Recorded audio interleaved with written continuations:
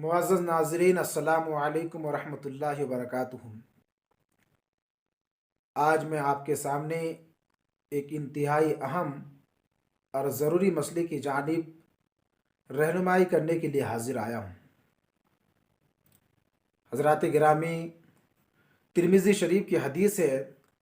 हज़रत कआब इब्न उजरा रदी अल्लाह तआला अन्हु हदीस पाक के रावी के वो कहते हैं कि मैं नबी करीम सल्लल्लाहु तआला अलैहि वसल्लम की बारगाह में गया तो नबी करीम सल्लल्लाहु तआला अलैहि वसल्लम ने मुझे चंद बातों की नसीहत की। उन नसीहत आमोज़ बातों में से एक बात ये थी कि हुज़ूर सल्लल्लाहु तआला अलैहि वसल्लम ने इरशाद फरमाया, या कआब इब्न उजरा इन्नहु ला यरबु लहमुन नबता मिन सुहतिन इल्ला कानतिन नारु औला बिही। यानी ए कआब इब्न उजरा, वो गोश्त जो हराम से परवान चढ़े उसके लिए जहन्नम की आग ही ज़्यादा मुनासिब है। एक दूसरी हदीस में नबी करीम सल्लल्लाहु तआला अलैहि वसल्लम इरशाद फरमाते हैं कि लोगों के ऊपर एक ज़माना ऐसा आएगा जब लोग इस बात की परवाह नहीं करेंगे कि जो वो खा रहे हैं वो हराम खा रहे हैं या हलाल खा रहे हैं। नाजरीन, वो ज़माना आ चुका है। आज बेशतर लोग बाहर खाना खाते हैं, ख़ास करके जो लोग हालत सफ़र में होते हैं वो होटलों और ढाबों में खाना खाते हैं और कभी भी ये जानने की कोशिश नहीं करते या तवज्जो नहीं देते कि जिस होटल में या जिस ढाबे में खाना खा रहे हैं वो मुसलमान का ढाबा है, वो मुसलमान का होटल है या नॉन मुस्लिम का होटल है। मैं ये नहीं कहता कि गैर मुस्लिमों के होटलों में खाना नाजायज़ व हराम है। बिलाशुबा खाना जायज़ है, अगरचे वहाँ भी बचना ज़्यादा बेहतर है। लेकिन आप गैर मुस्लिमों के होटलों में सिर्फ भेज खा सकते हैं, ने सब्ज़ी भात सब्ज़ी और सब्ज़ी में जितनी भी चीज़ें हैं वो तमाम के तमाम खा सकते हैं। आप अंडा भी खा सकते हैं, वहाँ आप मछली भी खा सकते हैं। जिन जानवरों का गोश्त मुसलमानों के लिए हलाल है जैसे कि बकरा, बकरी, गाय, भैंस, इसी तरह मुर्गा या मुर्गी, इनमें से किसी का भी गोश्त आप गैर मुस्लिम के होटल में नहीं खा सकते। वजह उसकी ये है कि ये जानवर का गोश्त, इन जानवरों का गोश्त अगरचे हमारे लिए हलाल है लेकिन शरीयत ने इनके हलाल होने के लिए कुछ शर्तें रखी हैं।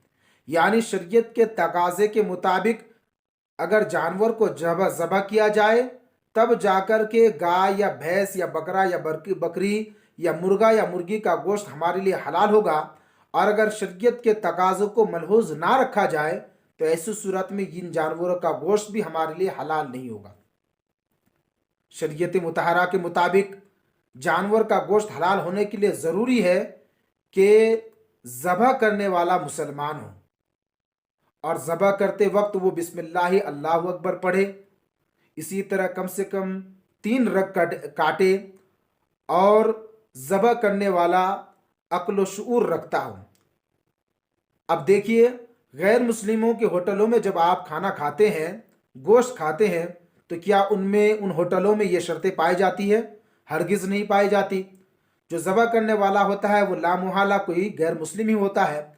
अब जब जानवर का गोश्त हलाल होने के लिए ज़रूरी है कि ज़बह करने वाला मुसलमान हो तो फिर आपके लिए इन होटलों में, इन गैर मुस्लिमों के होटलों में गोश्त का खाना कैसे जायज़ होगा और कैसे हलाल होगा?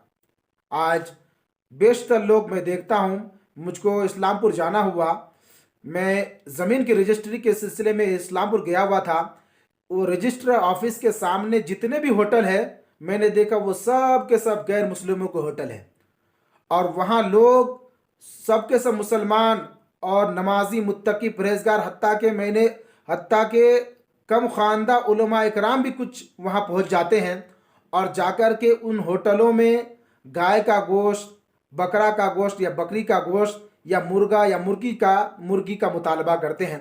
ख़ास करके खस्सी का, जब वो अपनी ज़मीन चंद लाख रुपये में बेचते हैं तो जिससे बेचे हैं उससे डिमांड करते हैं कि मुझे खस्सी का गोश्त खिलाया जाए।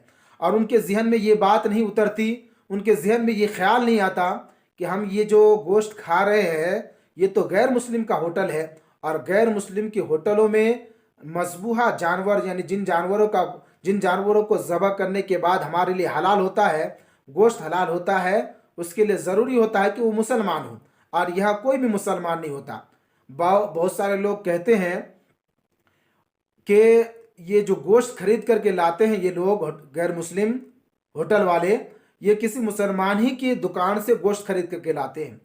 حضرات گرامی، اگر مان بھی لیا جائے کہ بغل میں مسلمانوں کی گوشت مارکیٹ ہے اور وہاں سے یہ ہوٹل والے گوشت خرید کر کے لاتے ہیں، مسلمان کی دکان سے خرید کر کے لاتے ہیں، پھر بھی ان جانوروں کا گوشت غیر مسلموں کے ہوٹلوں میں کھانا جائز نہیں ہوگا، کیونکہ فقہا فرماتے ہیں کہ جب جانور کو ذبح کیا گیا اور ذبح کرنے والا مسلمان تھا تو اس گوشت کو وہاں سے مسلمان کے پلیٹ تک پہنچنے تک، مسلمان کے سامنے حاضر کرنے تک مسلسل وہ گوشت کسی مسلمان کی نگرانی میں ہونا چاہیے۔ یعنی اگر تھوڑی دیر کے لیے بھی وہ گوشت مسلمان کی نگرانی میں نہیں رہا تو پھر وہ مسلمان کے لیے حلال نہیں ہوگا۔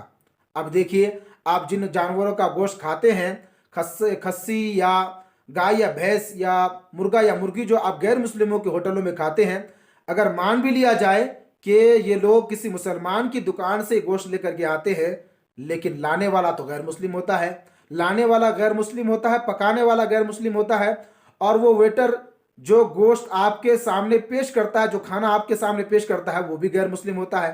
تو جب فقہا نے یہاں تک فرما دیا، اتنی احتیاط کی ضرورت ہے کہ اگر تھوڑی دیر کے لیے بھی کسی غیر مسلم کے قبضے میں وہ گوشت چلا گیا تو اگرچہ مسلمان نے ذبح کیا ہو پھر بھی وہ گوشت حلال نہیں ہوتا، تو آپ کیسے وہ گوشت کھا سکتے ہیں؟